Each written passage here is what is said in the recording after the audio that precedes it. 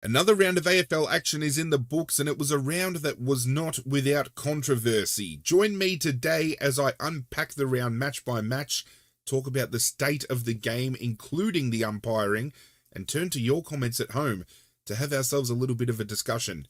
Sit back, relax, it's time to get this one underway. When you talk about bumping a player, it's pretty much great courage. One that says the bump is dead, that's how you deliver it.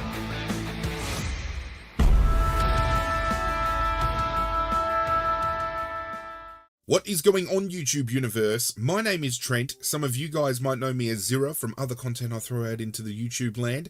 And welcome to my AFL channel, The Hip and Shoulder, where today we drop episode 3 of my AFL video podcast, The Round Recap. If you have missed any of my previous round recap podcasts, or you're tuning into this channel for the very first time, what the round recap podcast is essentially is a chance for myself and yourself to sit back and discuss everything AFL football related from the week that was. And this particular video, we're turning our attention to round 2, which is the beginning of the bye structure rounds that have been thrown into the mix because of opening round, and I don't know how I feel about it. I still feel this bye structure crap because of round 0 is going to benefit more teams than others. Look at Carlton, for example. Huge game round 0, huge game round 1. They get a break in round 2, come back fresh-faced for round 3. Whereas you've got other teams like a Richmond, for example, who at the start of the year were touted by many to be a struggling bottom 4 side, demoralised in round 0, put up a really valiant fight in round 1, showed glimpses last week, but got convincingly beaten, and yet we're still playing another game before we get a bye. And I think, realistically, that opening round should have been handled one of two ways. Either you have every team play in that particular round, or you have the opening 2 rounds of the season split in half. Half the teams play in one round, half the teams play in the other round. You've got a bye either side. Boom, that's done. Then you get into the action. That's just my opinion, and I don't want to dwell on round 0 and all this crap anymore because we've got round 2 to dive into, and it is a juicy one. But wait, stop right there. Before we dive into the first game of round 2, there is a structuring kind of shift that's going to happen, and that is the inclusion of social media posts and questions that you guys send to myself, integrated more seamlessly throughout the video instead of being dumped right at the end like I did at round 0. So if any questions or comments that have been made at home are specific to any of the games throughout a specific round, they will pop up and help kind of push discussion for those games. And there has been a handful of comments sent to myself for this round that are specifically aimed at certain games, so I felt it was the perfect way to integrate it all.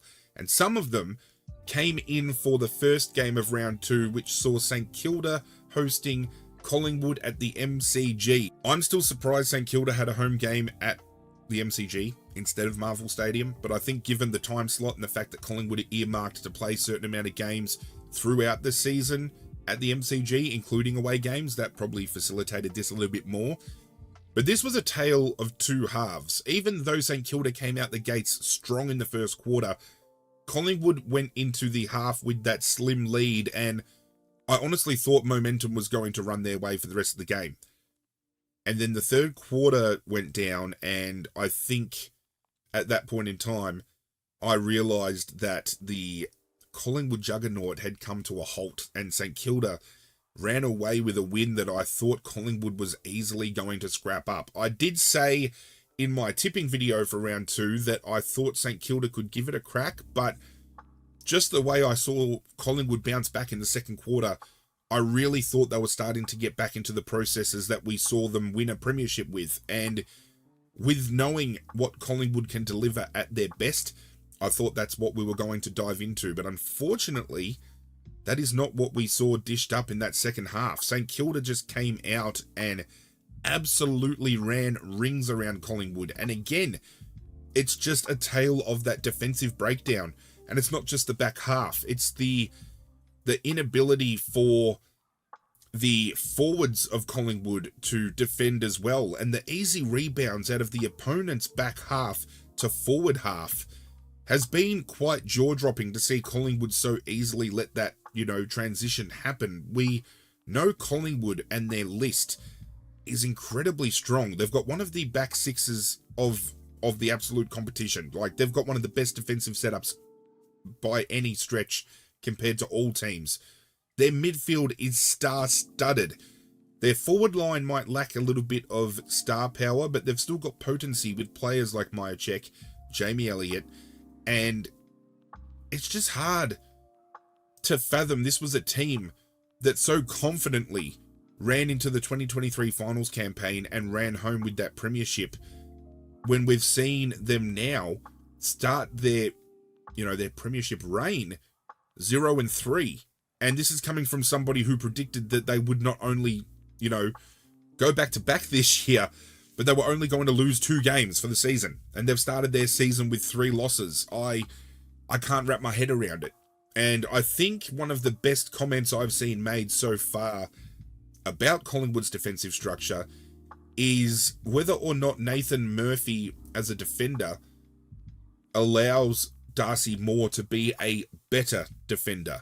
And I say that because when Nathan Murphy's in this lineup, he can go up third man, or he'll peel off and go pick up a player to allow Darcy Moore to be that intercept marker. Now that we don't have Murphy back there, and we've got, a little bit of inexperience, we had Charlie Dean, for example, for the first couple of games come out and play. We don't have that real kind of lockdown player that Murphy can be. And I think it's exposing their back half, because Darcy Moore's now got to be more accountable, and it takes away that intercepting ability. It's similar with other teams. When Richmond, for example, we've had Gibkiss go down with injury, we had Young out this week, so players like Nick Vlauston or Dylan Grimes in the past, because Dylan Grimes has been playing like an absolute dog this year. Noah Bolter even when he's in defence. When we have players all playing their role, certain players can play better because they play a certain way, and Collingwood, Richmond, even Melbourne with May and Lever, they have that third man up for that interceptability. And I think with Collingwood, they now lack that because they're missing that key component back there. And I think they might struggle for the foreseeable future until they find somebody at least good enough to fill that Murphy role or get Murphy back in. This was a game that brought about some commentary, though, from you guys at home, because some of the comments that have been coming through include my personal take on the state of the umpiring so far for 2024. And the word of the day, and it's been almost the word of the year so far, is consistency. I'm happy for umpires to pay certain things as long as they consistently do it. Round 0, we saw Nathan Broad rush a deliberate behind, and it was paid deliberate. And I said I was happy for that to be paid as long as it was consistent. I have seen many instances since then where rush behinds or deliberate out of bounds should have been paid, has not been paid. So that kind of rings alarm bells for me that consistency is out the window. But let's face it, the umpiring fraternity has been anything, everything but consistent for many years. And the AFL will never admit fault to their own. The umpiring society will never admit fault to their own. And I've seen a common trend over the opening 3 games, especially with Collingwood, that certain players have been afforded luxuries over other players in the competition. And it's not just Collingwood, there's other players in the comp as well from other teams that are afforded the same luxury. And that turns attention to a comment from Dom on Facebook, who turned around and made mention of the fact that it's almost like tackling is trying to be squashed out of the game or made a second thought, because there are so many players so far that have been caught holding the ball with plenty of opportunity to get rid of it. The ball spills out in a tackle. The umpire doesn't call anything, just lets it go. Almost out of fear that they're not wanting to have a player go down to ground and have to pay that free kick. I think the most glaring poster boy for this right now, as much as I don't want to throw Collingwood into the limelight, is Jordan De Goey. And he has had so many instances this year, from round 0 through to round 2, where he has had ample opportunity to get rid of the ball, He's got one or two players hanging off him in a tackle, chooses not to get rid of it. It spills out. The umpires call play on every single time. If he's been paid holding the ball against, it's been very few times compared to the amount of times he's been allowed to have that, that opportunity to get rid of it for a longer period of time and still doesn't do so. It, to me, just feels that players with star power are given more opportunity to, or more free license, if you will, to do things that other players can't. I feel Dustin Martin, with his high fend-offs, because of the spectacularism of the fact that he's doing it, has been, for many years, allowed to get away with fend-offs that hit the throat, hit the face. In the later parts of his career, he has been getting pinged for it, and he finds himself more often than not getting caught for holding the ball instead of getting rid of the bastard. But again, another example of star power and elitism being favoured over a lesser player who might not have much opportunity to get rid of it and gets pinned straight away as soon as it spills out. And it's just that inconsistency of making calls again that really upsets the AFL community so much, because there can be discrepancies in free kick counts all you want, and there was a huge discrepancy in the St Kilda Collingwood game. St Kilda finishing the game with 30 free kicks versus, I want to say it was 16 for Collingwood. A 14 free kick differentiation. 14 free kicks in favour of an opposite team when there is over 50 free kicks paid is quite intense. To think that there was that many free kicks paid in a game and one team can be so heavily sided, it makes you question whether there was disciplinary issues from certain teams when that differentiation comes in. I know personally, as a Richmond supporter, we've been on the bottom end of the differentiation for a number of years, but Richmond have been a very undisciplined team in the way of giving away stupid free kicks. I don't see Collingwood as one of those teams that are stupid enough to give those free kicks away.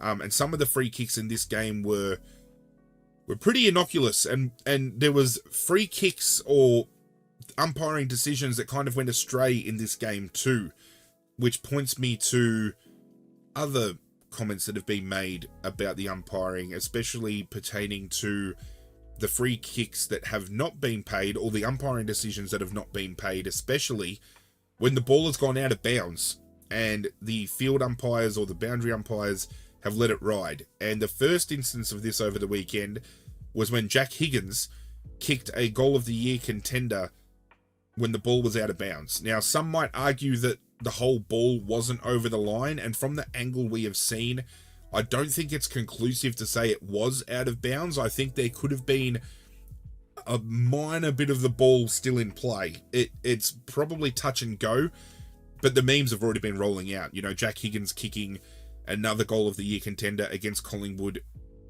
when a decision was not paid, because we know historically he kicked that goal of the year by throwing the ball up in the air and kicking it, and it wasn't paid a throw, it was paid a goal. Cracking goal, don't get me wrong, but these umpiring omissions seemed to have gotten worse over the course of the round, and we have seen absolute howlers up until this point in time in prior rounds as well. To kick the year off, coming off of a year that I thought was incredibly average for umpiring, it is not a good look and a good way to start the year off, especially under a new AFL CEO as well. We know Dylan McLaughlin is no longer in charge, and he's got his little bum boy running the show, and it hasn't been a good way to kick things off under his tenure. But St Kilda get the win nonetheless, and Collingwood again start the year off 0-3 and are sitting within the bottom 4 teams after 3 rounds. I didn't think I would see the day. Friday night saw Adelaide hosting Geelong at Adelaide Oval, and this to me, and I don't want this being perceived as me because I'm Victorian complaining about no games in Victoria, but with the F1 being in Melbourne over the weekend, the AFL really had an opportunity to play some home night games in Melbourne to really bring some attention to people that might be down here from other states or even from across the world who have come for the Grand Prix to come see our great game. And unfortunately, Friday night and Saturday night did not feature a night game down here to be witnessed. I think it was a fumbled opportunity by the AFL to do so, but this was a game that I thought Adelaide would have a little bit of a bounce back from their round 1 defeat, and being at home, having Tex Walker back in the lineup, I thought they were going to be more stable up forward, and I could not have been any more wrong, because even with Geelong having a couple of late outs, they looked in control of this game from start to finish, and it was kind of upsetting to watch as a neutral supporter, because I feel Adelaide have the makeup to be a team that can do damage at the back end of the year come finals, and they've gone through this rebuilding process since their 2017 loss to Richmond in the grand final. We know the story behind those training camps in the off season and some of the other behind the scenes kind of stuff that went down that they might not want coming to light. And you know, they've got all this young talent in and they've recruited well from other clubs, and it's just not clicking for them. And I don't know what it is that is stopping them. I don't know whether they're stopping themselves. They were okay in front of goal, but I still think inaccuracy is kind of letting them down, especially with some shots on goal that should have been almost gimmies for them that they made a bluster of. Isaac Rankin's goal of the year contender from the boundary line was absolutely superb, and he backed up why Adelaide were happy to throw a big contract at him. He is a marquee player. But Geelong just went about it the right way, and it's not just individual efforts from Geelong that is getting the job done here. This is a team that is collectively digging deep, and some players are playing new roles. We've got Max Holmes predominantly on the wing in the past couple of seasons we've seen him play, running off a half-back now, playing more defensively, and really finding some new-found form within that role. Tom Stewart keeps going from strength to strength. Tom Hawkins might be getting older, but he's not showing any signs of slowing down. Jeremy Cameron still shows glimpses of absolute brilliance when he has the ball. Brian Myers still shows that, you know, as a forward, you don't just have to hit the scoreboard, but setting teammates up is just as valuable, and he had a huge amount of score involvements on the weekend. And unfortunately for Adelaide, while you've got Geelong who are doing a collective team thing, Adelaide only had, you know, 1 or 2 players that really stood out. I think outside of Matt Crouch and Rory Laird, there wasn't really showing from the Adelaide team that was screaming like a good show. I think the Adelaide supporters are going to be a little bit upset with this one, not because they just lost the game, but also because there wasn't a cohesive effort from a hell of a lot more players on this side. Geelong's off to a flyer. I didn't think Geelong would make the top 8 this year. I'm pretty sure I had them missing it, but they're showing that their best is still a real force to be reckoned with, and they're only going to get better. They're having a lot of young kids now come through their system too. We know the jokes over previous years have been their aging list, but those aging players are now slowly transitioning out of the team. They're bringing these young kids in, and these young kids are showing that they've been targeted for a reason, and they're fitting those roles. You don't only have Holmes, but you've got Zach Guthrie, who's really coming to his own defensively. You've got De Koning in the back coming into his own defensively. Oliver Dempsey, I feel, is really coming into his own as a forward. Then you've still got Ollie Henry down there as well. And, you know, Jai Clark coming through that midfield. Sean Manor might be a mature age recruit, but he's showing glimpses as well. So they're recruiting incredibly smart, and I think it's going to set them up for a really big year this year. I think Geelong now, they've got everything they need. They've got a cohesive team, and these players that they need are fit. They've now got a complete home, you know, ground, a stadium that can fit more people in there. So now going to the GMHBA stadium is really going to be like going to a fortress, and I feel they're going to be hard to beat when they're at home. And then on the flip side of things, you've got Adelaide, who have fizzled out the first 2 games and have lost 2 encounters that I feel were incredibly winnable. The first of a handful of games on Saturday kicked off at Marvel Stadium with North Melbourne hosting Fremantle in a game where North Melbourne at halftime I thought had the game done and dusted. I missed the first quarter of this game, came home during the second quarter, saw the score, and was kicking myself because I said, even though Fremantle had come off that big win the week prior against Brisbane, that I thought North Melbourne could have a real hot crack in this game, because even though they lost to GWS the week prior, I thought they showed enough in that game to convince me that there is an early win within this team. And I thought at halftime it was done and dusted, but Fremantle, just like they did against Brisbane, coming from that 5-6 goal deficit and just turning it on in the second half, they looked really impressive. The only thing that I question about Fremantle is if they do this to some of the other teams in the competition that are going to be contending for the flag this year, will leaving that door to let a team creep back in or get a huge lead like North Melbourne had built on that 5-6 goal lead, similar to Brisbane the week prior, are they going to be too hard a team to catch if Fremantle allow them that space? We also know Fremantle have been playing without Sean Darcy, so I feel Sean Darcy coming back into the team is only going to make them stronger. Nat Fyfe was tactically subbed out of this game, and he's been having a good year too, so they had the luxury of allowing him to get some minutes on the bench and just recover a bit quicker. Caleb Sarong has come out of the gates absolutely strong in the opening 2 rounds. I think he'd be 6 votes from 2 games. I'm almost convinced of that. Luke Jackson, absolutely sublime, and he relishes the ability to get off the chain when Sean Darcy is not in the lineup. And I think Sean Darcy might be only a week or 2 away, so it's going to be interesting to see the role he plays and whether that's going to offset the way that Fremantle are currently playing. They wanted to play Hayden Young in the midfield this year, but they've had to, kind of throw him back out of necessity, and he hasn't been getting really that kind of impact in the midfield that a lot of Fremantle supporters were wanting to see out of him. Similarly to North Melbourne, role players is a comment that I have been directed at North Melbourne for this video, pertaining to their defensive half, and asking my opinion on what I feel about North Melbourne's defensive structure, given the fact that from the first 2 games they have played, they have given up 63 scoring shots in 2 games.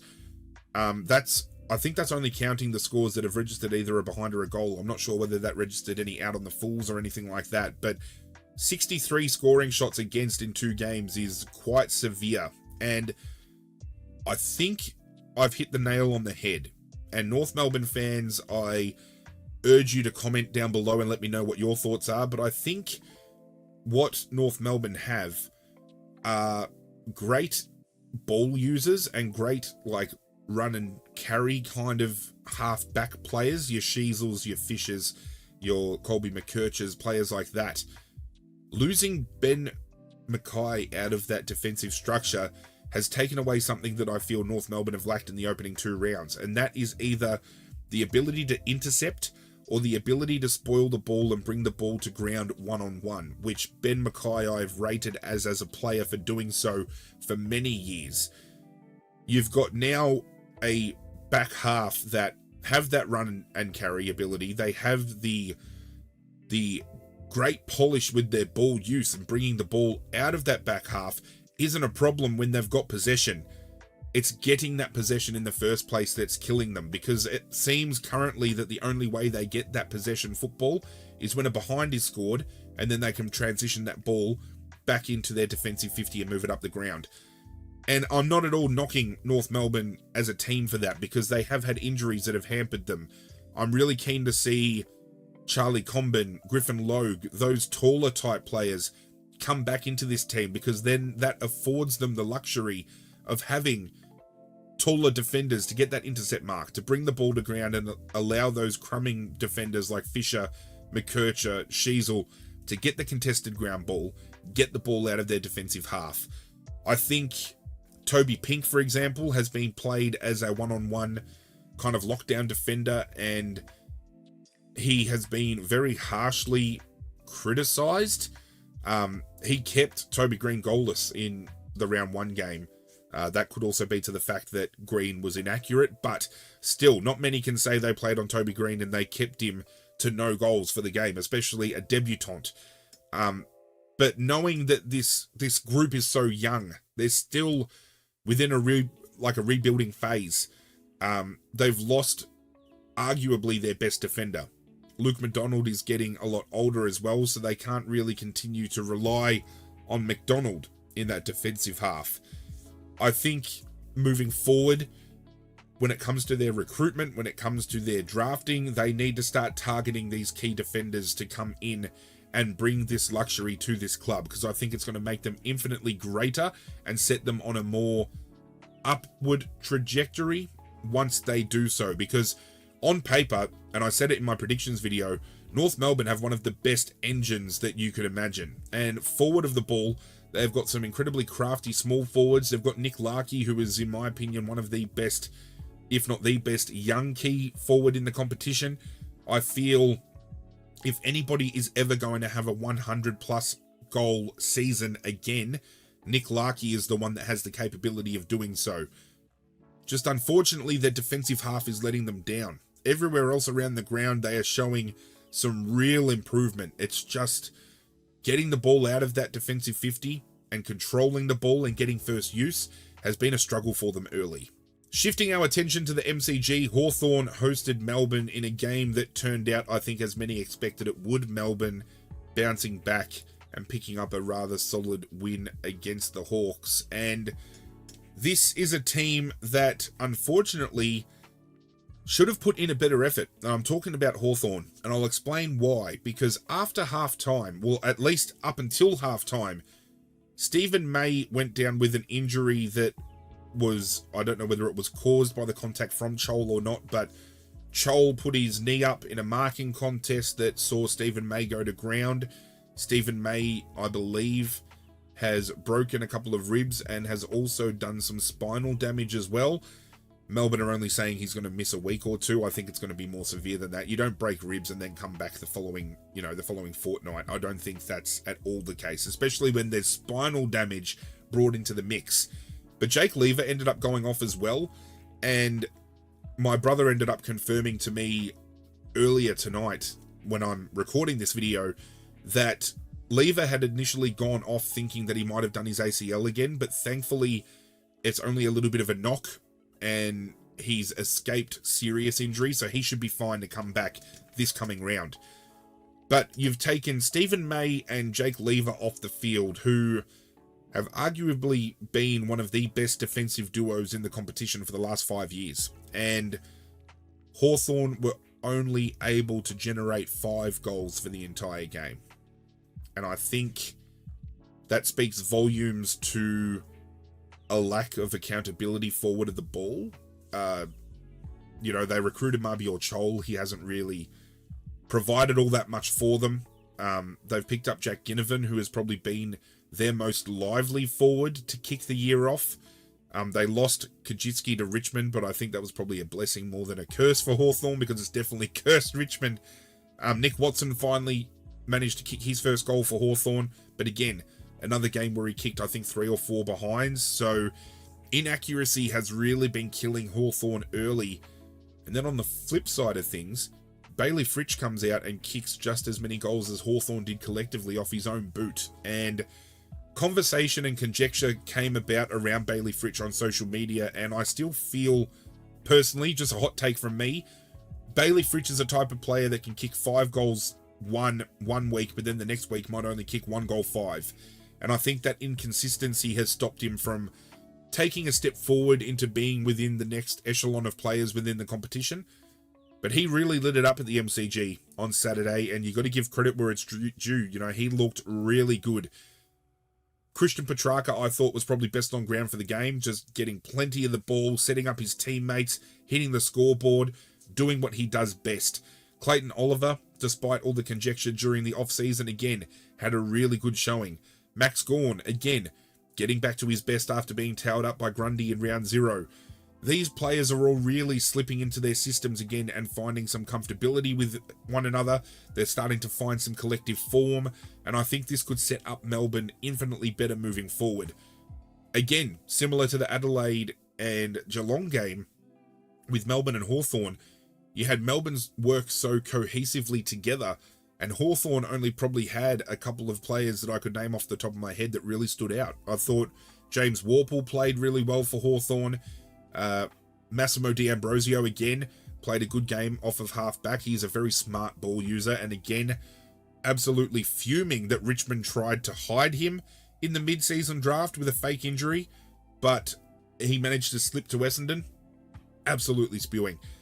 And the player who I thought was probably best on ground for Hawthorn was James Sicily, because if he didn't take the amount of marks that he took defensively for that game, they would have leaked a hell of a lot more scores to Melbourne, and it could have been even more ugly than it ended up being.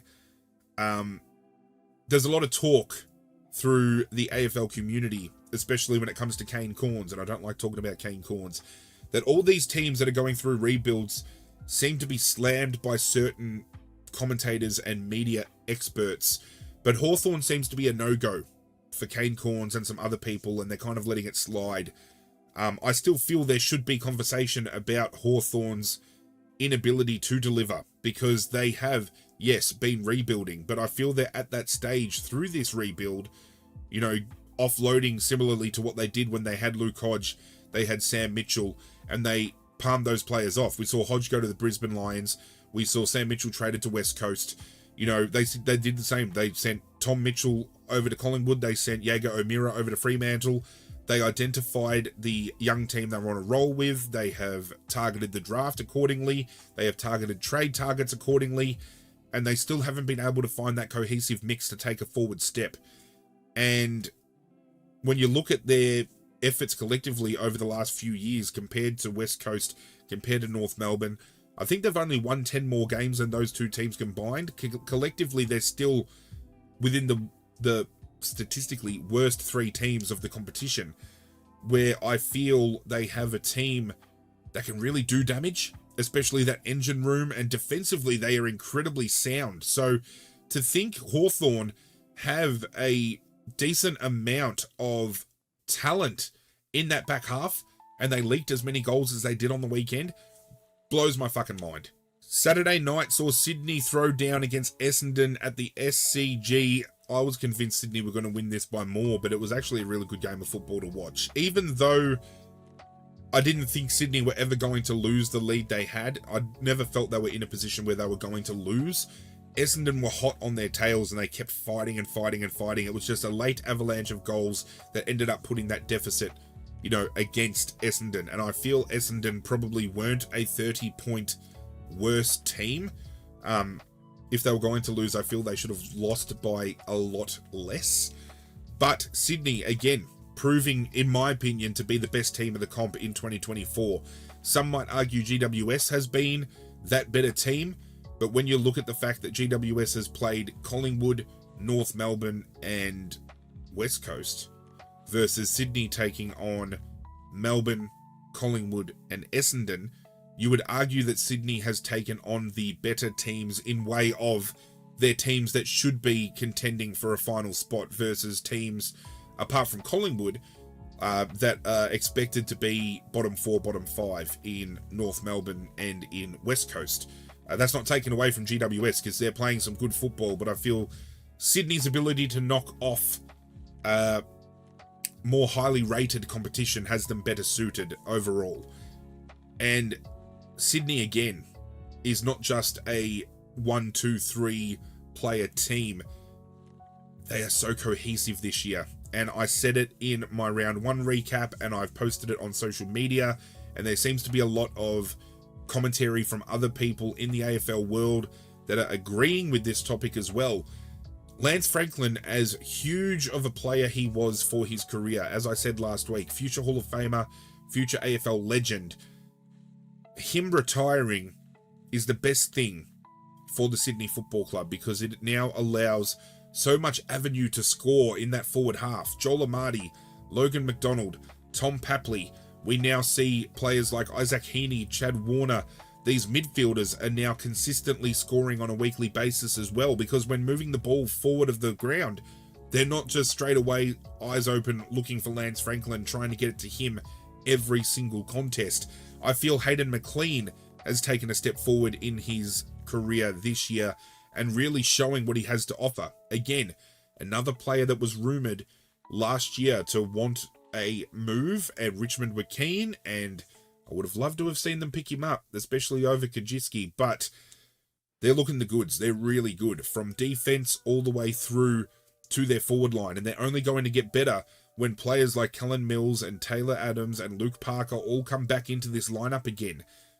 There was a very damning situation that went down in this game, and I have been asked via a comment on social media from my mate Jason to weigh in on the Peter Wright incident. And for those of you that didn't watch this game, I'm sure you might have even just seen it on social media because it is everywhere. We know the AFL have been hard-nosed against head-high contact that results in concussion, especially now with the AFL having all these lawsuits against them from past players wanting to get compensation for all the damages they've suffered post-football. We have seen recently Angus Brayshaw forced to prematurely retire because of head knocks and concussion, namely the big hit he took from Braden Maynard from Collingwood late at the end of last year. Paddy McCartan, while I feel I'm not going to go on record to say this was factual, but Paddy McCartan I don't think was forced to retire. He made the decision based upon advice he was given from doctors. I could probably argue that that's the same thing, but we saw Paddy McCartan, after initially retiring from the game due to concussion, coming back for a second chance and having to leave under the same circumstances again. And obviously we have seen so far Sam Powell-Pepper in the preseason game cop a 4-week ban, I think it was, and it could have been 3. I think it might have been 3. But then we saw the player from St Kilda, Jimmy Webster, get that 7-week suspension for his hit on Jai Simpkin. And this game had an instance where Harry Cunningham from Sydney was running against the flight of the ball, and we know, as people who watch this game, when you're running against the flight of the ball and you've only got eyes for the footy, you've got no idea about spatial awareness around you. Peter Wright was coming from the opposite direction, eyes on the football initially. I've been pretty firm on my stance here, and I've posted it on social media. I'm getting dragged on TikTok currently because of it, but I think Peter Wright is at fault here. And I say that because when you look at the incident, he makes the option to tuck in the shoulder. He hits Harry Cunningham flush. You could argue whether him falling to the ground and smacking his head on the ground causes the concussion or not, but I think the freeze frame of the hit, and people are saying, oh, don't play it in slow motion, don't freeze frame it, play it in fast time because the hit was instantaneous. It was a hard hit. Harry Cunningham not only got concussed, but he has suffered memory loss and can't remember parts of the game prior to him hitting the deck. That is a huge hit. Now, Peter Wright has been directed straight to the tribunal for this, so he's looking at least a minimum of 3 weeks unless he can overturn this. I don't think, given the fact that Harry Cunningham got as injured as badly as he did, that he's going to get off. I think he serves a suspension here. And a lot of people are arguing that Peter Wright was in the marking contest and tried to brace for contact. Now, my argument is Peter Wright could have done a number of things before electing to turn his body with the shoulder. He could have thrown a fist out. He could have tried to spoil the ball with that fist. He could have tried to mark the ball out in front with both hands. He's a big boy. He could have marked it quite easily.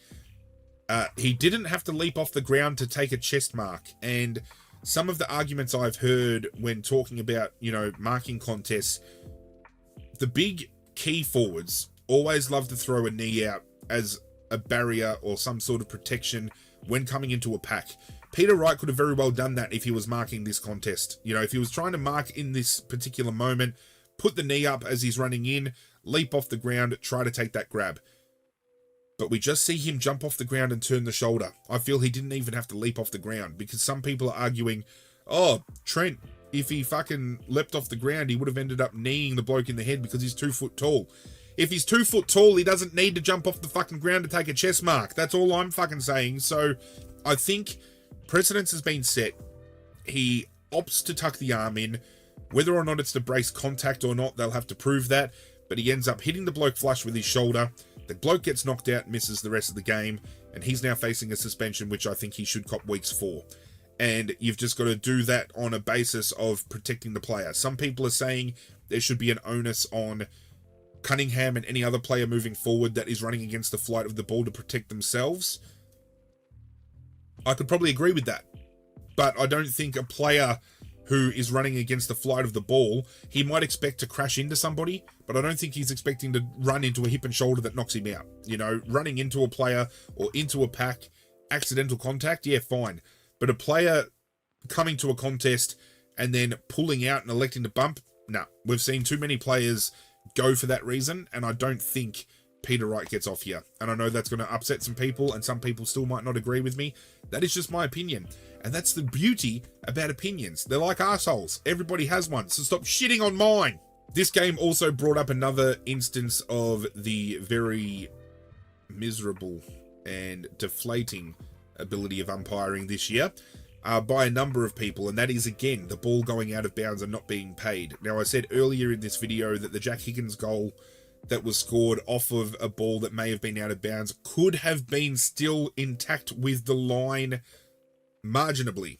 And the rule is, obviously, if the ball is still marginally on that line, it is still technically in bounds. It needs to be fully over that line. Nick Martin, on the other hand, he might as well have been marking the ball at the fucking Sydney Opera House and having a shot from there, because he not only marks the ball meters over the line, but he then plays on from that mark 3 or 4 steps. It took him 3 or 4 steps after he marked the ball to come back into play, and the umpire calls play on.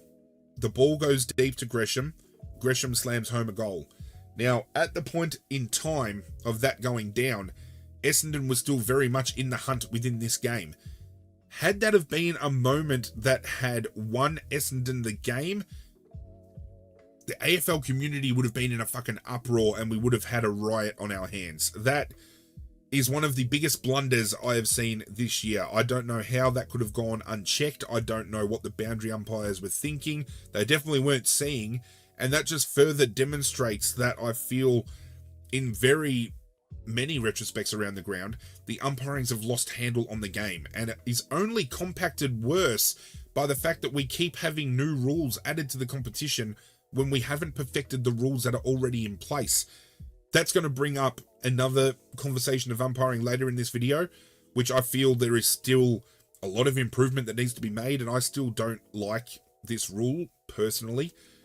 But again, consistency. It's something we're never going to see, but it's something we desperately need. The first game of Sunday afternoon was down at Ballarat, Mars Stadium, the Bulldogs hosting the Gold Coast. And I thought after the jump the Gold Coast had the opening 2 rounds, I thought they were going to get the jump on the Bulldogs here as well. I've really loved seeing this new game style that Damien Hardwick has taken to the Gold Coast. It is very Richmond-like, but obviously it brought Richmond a lot of success. So why wouldn't he try rolling the dice with similar systems with a Gold Coast team that in the opening 2 rounds has highly benefited from that style of game? But this was a game that was over at quarter time. I think Bulldogs could have probably gone home at quarter time and Gold Coast still wouldn't have won. And that is attributed to both how well Bulldogs played and how poorly the Gold Coast played. We'll touch on the Gold Coast first. And I've got like a inside go-to man for the Gold Coast because my brother is a Gold Coast supporter. So whenever it comes to talking about the Gold Coast, there's always conversations in this household pertaining to Richmond with myself and the Gold Coast with himself. So you can fucking imagine the cheeky shit that went down round 0. I mean, if you've seen the podcast, you saw the smart-ass comments I was getting from him. But even he turned around and said, seeing the amount of fumbled football that Gold Coast showcased in this game was very unlike the team we have seen in the opening 2 rounds that have been very clean with getting the ball off the deck, very efficient with their disposal. It was almost like they left that team at the Gold Coast and they came down with a completely different team. It was like a Gold Coast that we have become familiar with seeing over previous years before they have started showing this newer brand. They were very uncompetitive all day. The similar, situation to what we've seen throughout the year so far is the same players are standing tall Flanders, Anderson, Rowell, those Tuke Miller, those players are still standing out. But this was a game where other players that have been asserting themselves in the opening 2 rounds fell incredibly short. Alex Sexton off a halfback, probably the worst performance he's had all year. Tom Berry has been huge the opening 2 rounds. His worst game I think I've ever seen him play. Jared Witts wasn't in this game, so obviously they had Ned Moyle come in.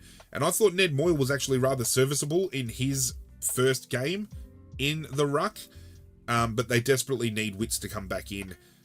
You know, Collins was still as serviceable as he usually is defensively. King, let's not go there. I still feel that round 0 rather, game against Richmond, he really tore us up and I thought he was in for a big year, but the rounds that have followed, he's really kind of simmered off. It was more of like a hot, quick flash boil in that round 0, and then it's let's put it on simmer for a little bit, and he really can't afford to be doing that. Losing Malcolm Roses to suspension this week took a live wire out of their forward line. Brandon Ellis played game 250 and was incredibly quiet. It was hard to watch. Incredibly hard to watch if you were a Gold Coast supporter or maybe a neutral supporter, because if you went into this as a Bulldog supporter, you would be licking your fucking chops. Bontempelli doing Bontempelli things. Cody Waitman, career high 6 goals. Absolutely phenomenal. Some of them might have been junk goals in the fact that he was able to get them over the top and run into an open goal square, but hey, you take what you get. He was still a live wire down there for them. Sam Darcy, huge game for the Bulldogs. You know, Caleb Daniel getting a full run instead of being a sub like he was in round 1, I think showed that he should be in that lineup. Oscar Baker comes on as the sub and ended up being a super sub. I think he ended up kicking 3 goals. Now, again, the game was dead at quarter time, so they could have injected him at any time, and I think he would have kicked a couple of goals anyway, but that's not the point I'm trying to make here. Cohesive work from the Bulldogs gets them a huge win. Soured by the fact that Caulfield, who got traded to the club and they picked him up as a key component to their defensive structure, goes down with a shoulder injury and he's going to sit out on the sidelines for a period of time, which is upsetting, not just for the Bulldogs, but as an AFL supporter, because he has been through the absolute ringer when it comes to injury, and seeing a player go down to injury at the best of times is never a good time. But a player that has struggled with injury, going down again when he's looking for new opportunity, it sucks. It fucking sucks. I'm just shocked at this outcome. If the Bulldogs were going to win, in my mind, it was going to be a close game. I did not think it was going to be to the tune of 48 points. Still blows my mind. It really does. And this is still a team without Bailey Smith, which we know isn't going to play for the year. That's fine. And a team that was without Jack McRae, who had 47 disposals and 17 clearances in the VFL. And it's still not a good enough performance to get into this team. Why, do you ask? Well, I'll answer that. Because all fingers are pointing to the fact that Jack McRae and Luke Beveridge, the coach, had a falling out during the preseason, and there has been a domino effect falling in place since then. Jack McRae gets removed from the leadership group. He does not get named round 1. He is fully fit. He does not get named round 2. He is fully fit. There is now speculation coming from AFL commentary that they think McRae will not play a game of football for the Bulldogs this year and will be requesting a trade at season's end. I'll be the first to turn around and say, if Richmond can trade out any players and free up some cash and get Jack McRae, I am all down for that, whether or not his age fits our demographic. He's going to be a huge pickup to whoever lands him. Obviously, Collingwood with Finn McRae playing there. Do they link the brothers up? I don't know. I seriously do think it might be the last time we've ever seen McRae put on a jumper, and it is because that there is indifference from the coach personally to the player, and he is preventing a player playing. If there is any truth to that, Bevo is the one that needs to wear the tactical sub vest every fucking week, and he is the one that needs to be off-shipped at the end of the season, because I feel if this inner turmoil is really going down, McRae is not the only one that's not going to want to get off the Bulldogs. You know, you're going to have other players wanting to seek out. I saw some posts, now I don't know whether they were tongue-in-cheek or not, that Bontempelli is upset with the situation there at the club. I wouldn't hesitate to guess that there's other players upset as well. Caleb Daniel probably going as starting sub in round 1 would have pissed him off too. So I feel this is a hot story to watch. I don't know whether there is any truth to it, but it starts to make sense when you look at it externally to internally. But they got a big win, so I suppose for the time being, that's a bit of a distraction, right? Over at the MCG, Richmond taking on Port Adelaide, and Port Adelaide ended up picking up a 30-point win. I thought Richmond were in this game. At half-time, we had a lead of 11 points. At three-quarter time, we were down by 7 after being down by 20-odd. And I thought we had a red-hot crack. But unfortunately, in the third quarter and the fourth quarter, Richmond allowed easy clearance that resulted in easy goals in quick succession, and we were chasing tail. And it's unfortunate because this is a Richmond team that is predicted to be bottom 4 this year. I had higher hopes. I had them sitting at 10th at the end of this year. I've been impressed after our round 1 performance against Carlton. Similarly, with a few players, I was impressed with this game as well, especially our young kids, Trezise and Brown coming in. Mykelti Lafau had one of the best inductions to the team pre-game that I've ever seen. Seeing the haka performed in the change rooms after he was presented his Guernsey was heartwarming. It was sensational. And then just seeing his family get around him and the boys getting around him was a moment that not only he'll never forget, but I think Richmond supporters will never forget as well. He looked a little lost out there. He was supposed to be the starting sub. Maurice Rioli ended up having back spasms in the pre-game warm-up, so he was taken out of the team. Lafau was added to the starting 22. Judson Clark came in as the sub. And I think they were having Lafau wanting to come in as an impact player and have moments. He ended up playing out a full game and looked lost in part because I don't think he was ready for that full exposure yet. He's one of those players that I think Uze wanted to ease into the game. But Uze post-game has said he's wanting to give Lafau more opportunity. He's wanting to give Trezise and Brown more opportunity because it's going to make them better. A lot of commentary was around the fact that Richmond's defensive 6 were poor this week. Trezise and Brown were in a starting 22 defensive structure in their second game of football, their first game at the MCG. Ironically, only 2 games and both have been against Port Adelaide. And under similar circumstances in the last game last year, Richmond were competitive for most of the game, and then it just let them slip at the end, and I think by a similar margin as well. So Richmond have shown glimpses, especially from the young kids, and I'm holding on to that hope that the kids that we do have are going to bring success to the club moving forward. There are older players that I think the game has gone past, and I feel if Uze is really wanting to embody this rebuild properly, players like Dylan Grimes, Marlon Pickett, as much as I love Camden McIntosh as a role player, he was, apart from the role he played and all the hard running he does, lack of disposal and disposal efficiency still is something that he needs to improve on. And that he's dropped on quite severely. I would rather see players like that dropped and have young players come back into the mix. We had Tyler Sonzi come back to the VFL, huge game. Young Kane McAuliffe, who we drafted, had a huge game, so I'd love to see them come in and have a crack. What did we draft Kajitsky for if he's not going to have a run? Bring him in. Sam Naismith might be older, but he had a good game on the weekend in the VFL. Bring him in and give Nankervis a proper chop out, which allows Bolter to either play defensively or forwardly without being thrown. Or forwardly? I should have said offensively. Anyway, I think you get the point. Instead of throwing his magnet around all over the place, find a spot for him to sit.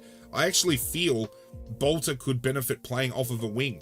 I've said that the entire process of him finding his feet. He's got a huge tank. He's very athletic. He's got pace. Throw him in the middle as a crumbing big midfielder.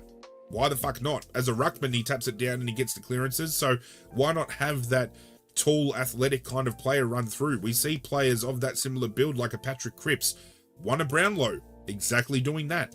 So I'm hopeful that Richmond's future isn't as bleak as some are predicting. Port Adelaide, on the other hand, coming off of a huge win against West Coast, round 1, I feel they didn't really click into gear until after half-time. Both teams were incredibly poor with ball use in the first half. But then after that halftime break, Ken Hingley would have got stuck into them, something fucking shocking, and it just switched. And I remember just seeing clearance after clearance after clearance coming out, and they were kicking piss-easy goals, and they were taking uncontested marks in their forward line, and Zach Butters went absolutely fucking bananas after halftime, and Rosie found his form, and Houston was huge defensively, and Miles Bergman had another great game, and Kane Farrell had a really good game, and Todd Marshall wasn't seen in the first half, then comes out and ends up kicking 4 majors in the end, and Charlie Dixon should have probably kicked 4 or 5 goals for the game, but missed 3 dead in front, and could have been a hell of a lot worse for Richmond. But Port Adelaide slowly finding their structures. Again, I don't know how they're going to perform in the long run, because they've been a team that have always been there and fallen short, and I don't know whether that is going to haunt them moving forward. But again, as I've stated in my Supercoach videos, Port Adelaide have such a, I don't want to say soft, a more favourable fixture with a lot of Adelaide-based games, especially in the first half of this year. So if they're able to capitalise on that fixturing, it's going to set them up for that top 4 finish. And I feel Port Adelaide's best, when they tore Richmond open like they did, is still amongst the best in the competition. But then I have to question as well if that was because of the lack of defensive pressure from Richmond, or whether Port Adelaide were really that good. It brings about another discussion point about umpiring though, because there was a 50-metre penalty paid on the halftime siren where Tom Lynch was contesting the ball, went for a punch and missed it. I don't know whether he even grazed the head of Butters from the angle they showed, but Butters went down like he'd been taken out with a shotgun. I feel that was a flop, if anything, and a lot of people do agree with me, and that 50 was paid. But I'm not talking about that specific 50. We're turning attention to the man on the mark and being outside 5, that rule. You know, stand on the mark or outside 5. It's either or. And there is still so much grey area around it, and the interpretation from umpire to umpire, I feel, is really killing this rule, and I hate this fucking rule. I still am one of those tinfoil hat conspiracy nuts that feel Hocking only brought this rule in because Richmond defeated Geelong in that grand final off of the back of the fact that they were able to move the ball on so quickly and able to use those man on the mark rules to their advantage. Whereas now, standing on the mark, okay, yeah, it might have sped the game up a little bit more, but the indecision between one umpire allowing a player to have time to push off of the mark and be outside 5, which, for those of you who are unfamiliar, outside 5 means you're outside of that 5-metre radius, so you're able to move around to throw the player off or whatever you want to do. You know, you pull your pants down for all you fucking care.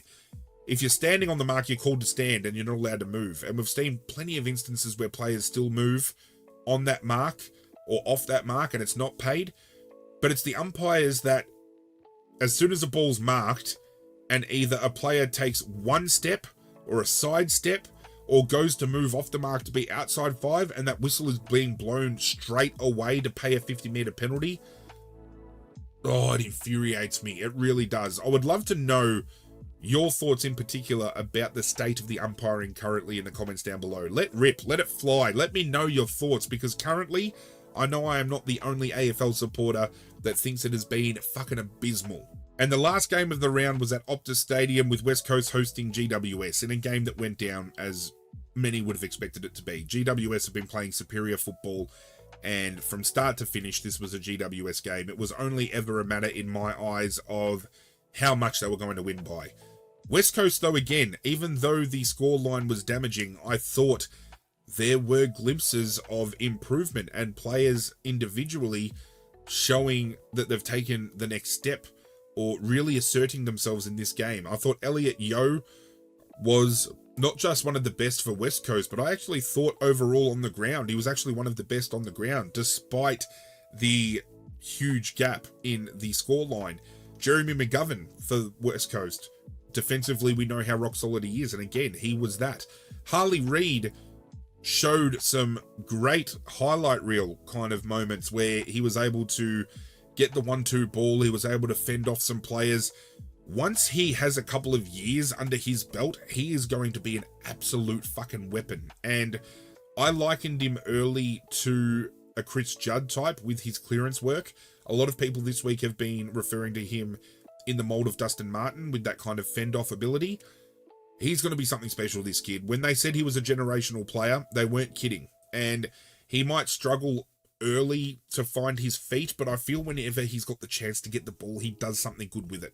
And that's all you can ask of a young kid. But this kid's got talent abound. It's just a matter of how long he stays at West Coast or whether he wants out. Because we've seen in the past, those young players get drafted and they want to go elsewhere. We had Archie Perkins, I believe it was, in his draft year, state that he did not want to be drafted out of Victoria. He ended up landing at Essendon. We had Horn Francis, who after 12 months at North Melbourne wanted to trade out. He was gone to Port Adelaide. I don't know whether Harley Reid's going to be that type of player, but it remains to be seen. But I thought they did incredibly well, especially with no Oscar Allen up forward. Obviously, a lot of star power out of that forward line because I do rate Oscar Allen. And they're still missing their main ruckman in Matt Flynn, who got traded in from GWS. It's just a very poor position to be in as a West Coast supporter because, again, you could have afforded them some sympathy during the COVID year and how badly they got hit and they had to turn to the VFL for players and the whole situation around Western Australia at that time. But this was a team that won the 2018 Premiership. You know, we're only 6 years out from that. And to see a team that was so star-studded and effective with ball and plenty of avenues to score slowly decline to the levels that we have seen them drop is saddening. And I know some West Coast supporters. I'm friends with West Coast supporters. As a Richmond supporter, I know how it feels to be down and out. But fuck, the Eagles are down and out. GWS on the flip hand, as I said before, I still rate Sydney to be the better team this year. But GWS and Sydney collectively have been the best two teams in the comp. And, you know, I laughed at a comment where Gary Lyon, I believe it was, pre-season, said he thought Sydney versus GWS was going to be the grand final this year. Based off of the first three games we have seen, these two teams are the teams that go all the way. And their systems are in check. They collectively got a full unit of 23, 24 players each round that is getting the job done. Players from both sides have taken the next step. Jesse Hogan, again, career best form, in my opinion. Should have probably got off the chain bigger than he did against the West Coast Eagles, but he still ends up, you know, ending this round as leader for the Coleman medal, just ahead of Bailey Fritsch, who just came off a huge game. I'll probably put the Coleman ladder on the screen right now for you guys to see where some people are situated with that, but I didn't think Jesse Hogan would be in contention for that role because we've seen him be thereabouts but never be a damaging forward, and even though he had a quiet game, he still had glimpses. Tom Green, again, best on ground. He will be leading the Brownlow after 3 rounds with 9 votes. He's done a Matt Rowell, 333. Stephen Coniglio getting back into career best form, I feel. Lockie Whitfield, best form we have seen him in since 2019's grand final. He has been monumental for them defensively this year. Connor Iden had a huge game. Josh Kelly had a huge game. Toby Green, maybe quiet by some, you know, circumstances, but still deadly when he gets the ball. Aaron Cadman had a big game as a young kid. Harvey Thomas as a new recruit had a really good game. GWS and Sydney, to me, are playing the most excitable football to watch so far out of the entire competition. And as a neutral, they're probably the two teams that I'm most excited to watch every week. Just a couple of other comments from social media before I turn to the hip and shoulder MVP votes for round 2. I had one friend reach out asking whether I felt Carlton's season would be derailed or dependent on the fact of keeping their forward line fighting fit. And I do agree with that comment. My answer is yes. I feel they have an abundance of small forwards, so your Owies, your Motlops, those types of players. If any of those go down, I feel they're easily replaceable, but it's their tall forwards that are the key to them being successful.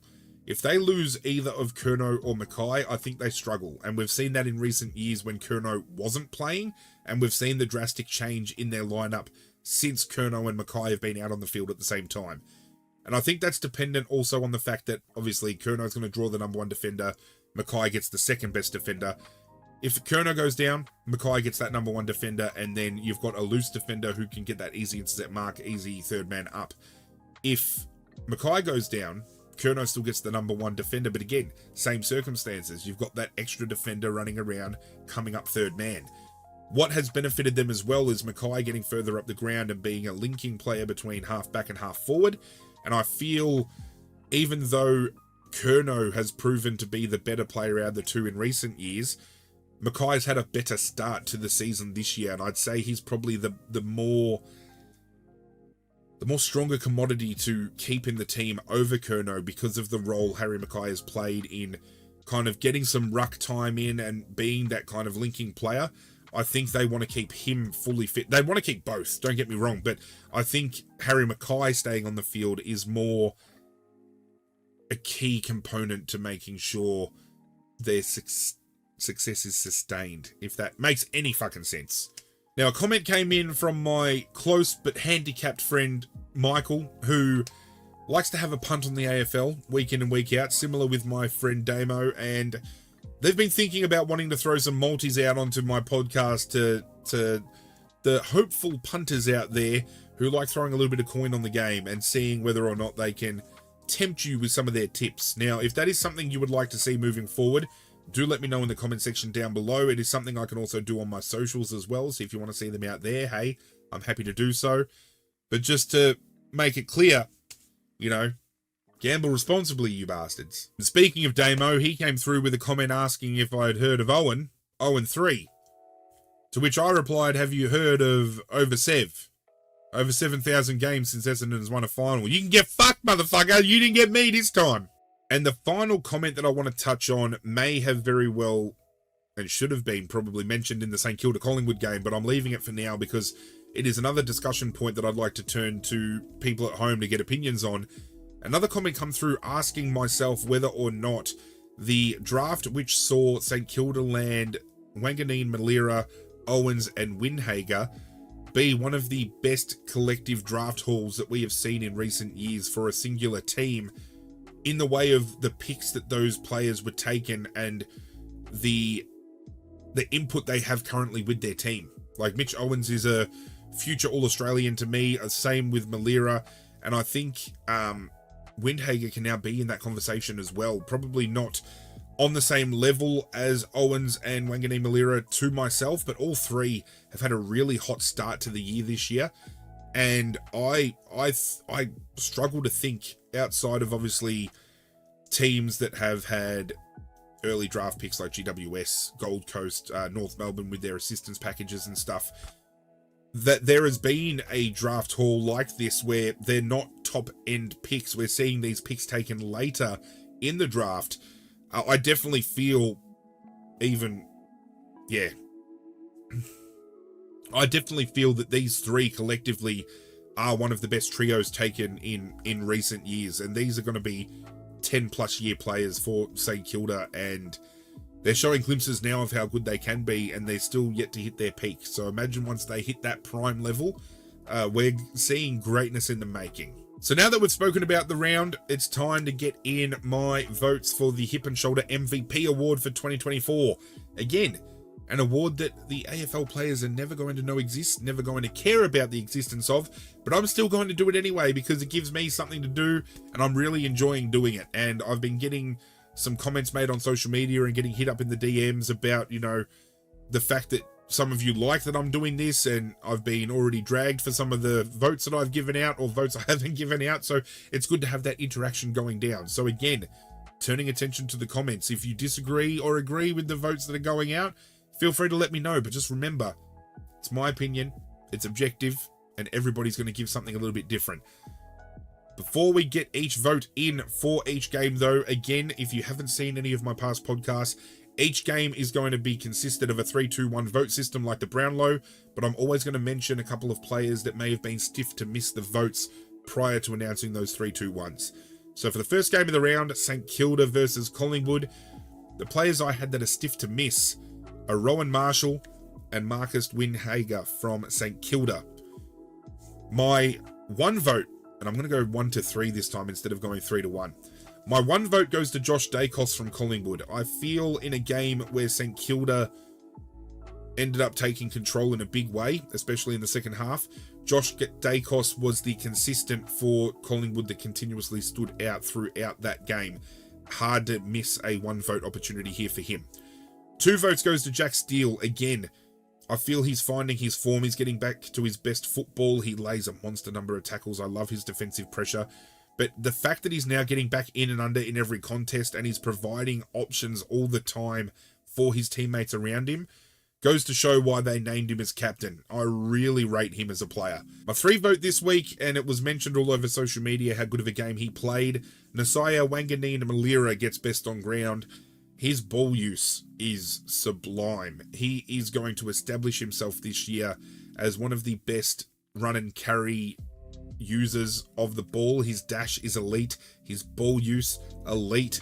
I love him. I absolutely rate this kid, and I am jealous that he plays for a club that is not mine.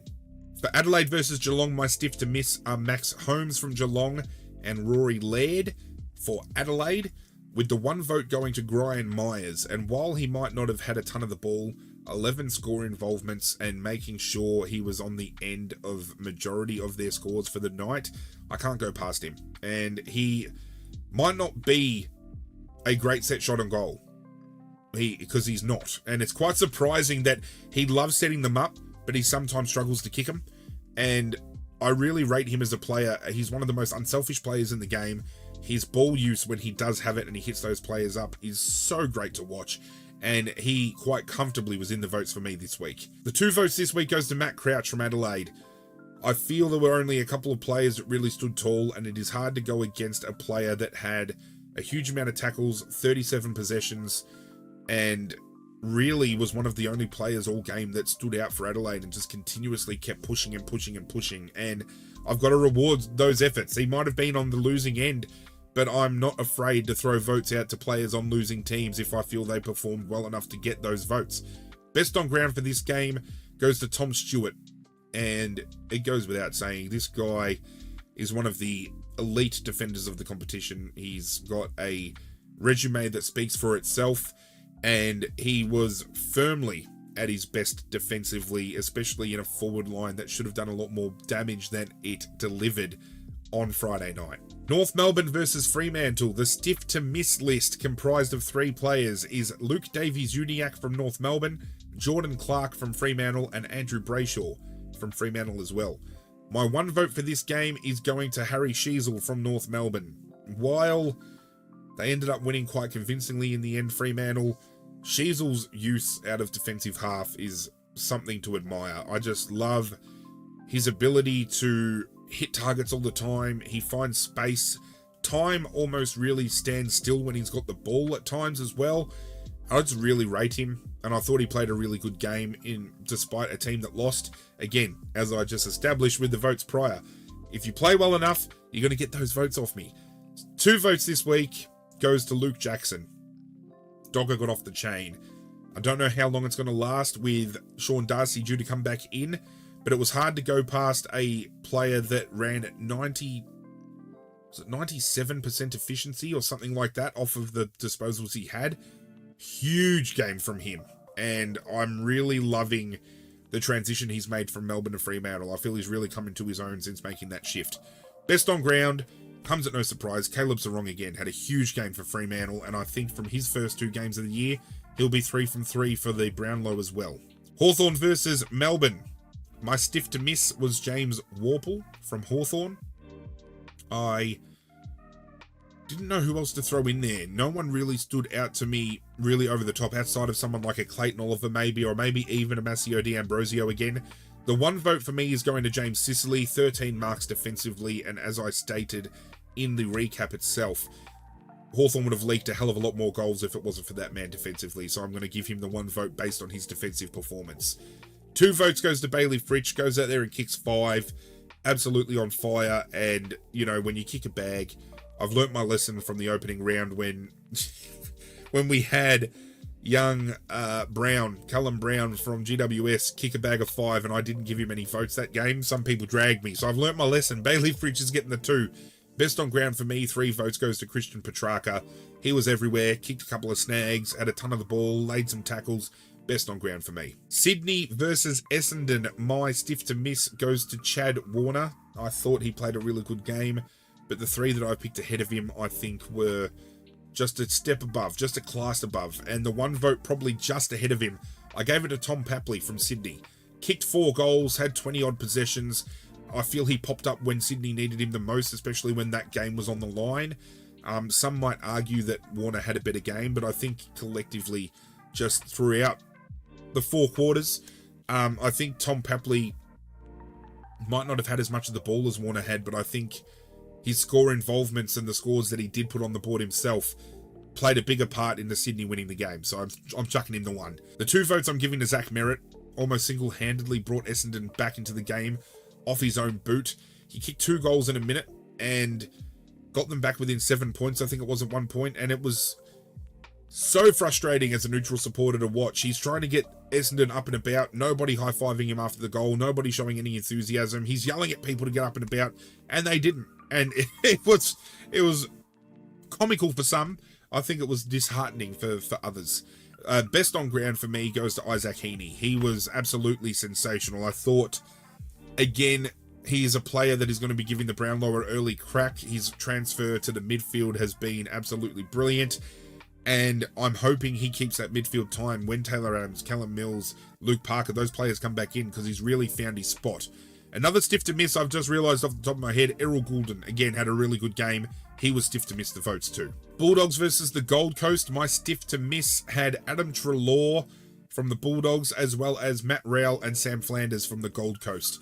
Rowell didn't have the best game by his standards, but still did plenty to be in the mix for votes for me.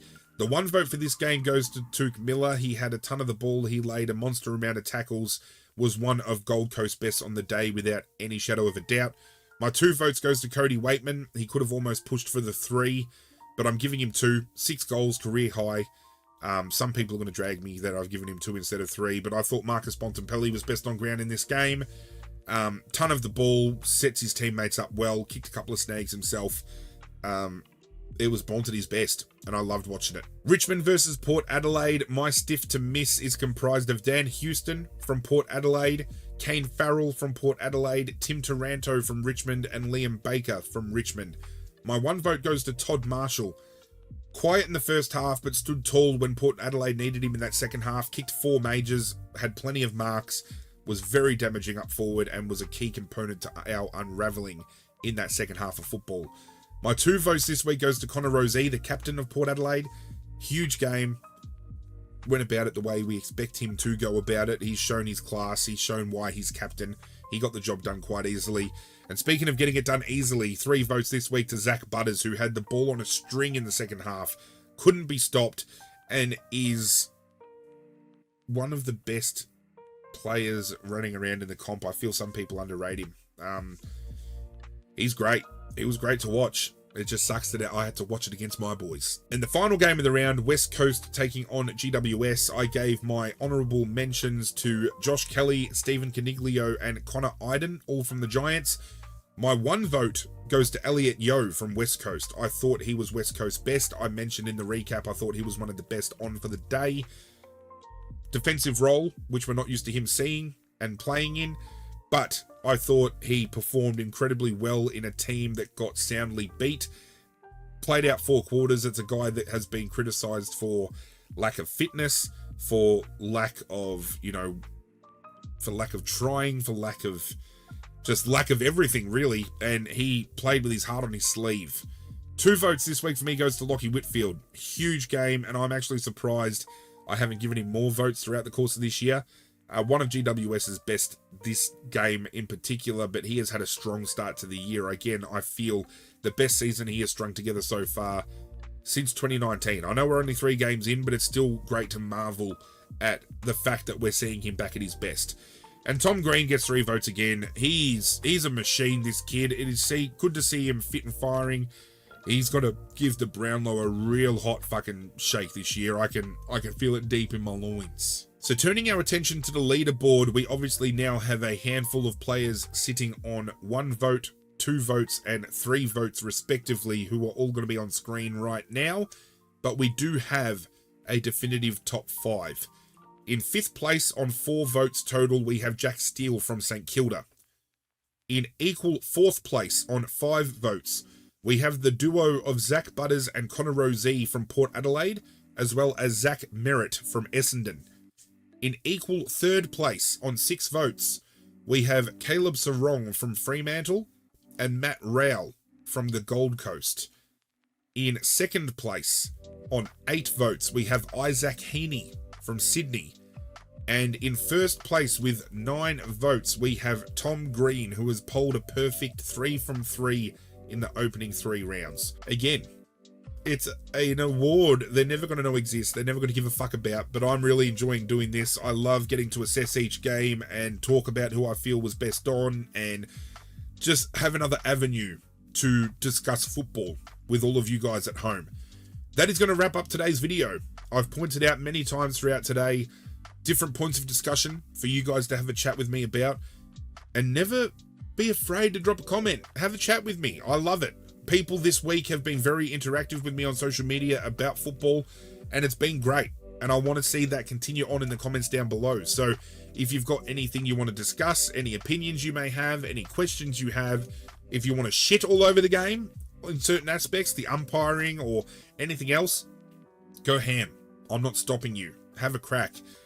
I'm really looking forward to growing this channel, moving forward into something that all of us collectively can come here to enjoy talking about football in different ways and forms, whether it be the podcast series I'm doing, whether it be the Supercoach videos I'm trying to establish, my tipping videos, predictions. I want to start doing news-related videos. I want to talk about the Tasmanian team. I've got some speculative videos about some certain teams in particular and some off-season stuff. Like, I really want to do a video on the off-season stuff on Melbourne. I don't know whether that's going to trigger anybody, but I've got thoughts and opinions I would really love to share on that and the broader spectrum of things. Doing some tier lists and some rankings and, you know, some other things as well. I really just want to dive on in and share my passion for AFL with all of you guys at home. So if that is something that you're keen on getting on board with, wanting to help build this community toward, hit that subscribe button, hit that like button down below as well. But that's it from me, guys. I'm out of here, and as always, I will catch you guys next time.